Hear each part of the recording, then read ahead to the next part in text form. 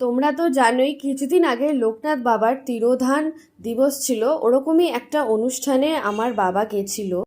তো আমার খুব মনটা খারাপ হচ্ছিল, প্রসাদটা খেতে পারলাম না। তখন দেখি হঠাৎ করে বাবা এই প্যাকেটগুলো আনলো সেখান থেকে। আমার তো দেখে মনটা এত আনন্দিত হয়ে গেছিলো। তো চলো তোমাদের সাথে শেয়ার করি প্রসাদে কি কি ছিল।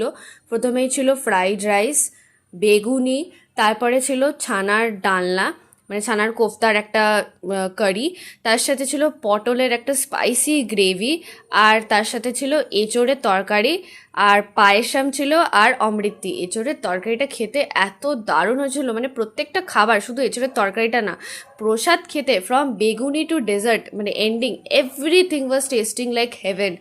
এত দারুণ ছিল খেতে, এত দারুণ ছিল। থ্যাংক ইউ বাবা, এই এক্সপিরিয়েন্সটা আমার হলো তোমার জন্যে। তুমি আনলে প্রসাদটা, আর আমার মানে মনটা একদম ভরে গেল। মানে এটা খেয়ে একদম রাতের ডিনার সারলাম। মানে প্রসাদ খাওয়ার একটা আলাদা এক্সপিরিয়েন্স, প্রসাদের কোনো রিভিউ ভিডিও হয় না। তোমরা নিশ্চয়ই কমেন্টে জানিও তোমাদেরও কি প্রসাদ খেলে এরকম ফিল হয় যে প্রত্যেকটা প্রসাদ সবসময় টেস্টিই হয়। এরম আরও ভিডিও দেখার জন্য প্লিজ একটা তোমরা সাবস্ক্রাইব করে দাও। তোমাদের ভালোবাসা আমার জন্য খুব ইম্পর্ট্যান্ট।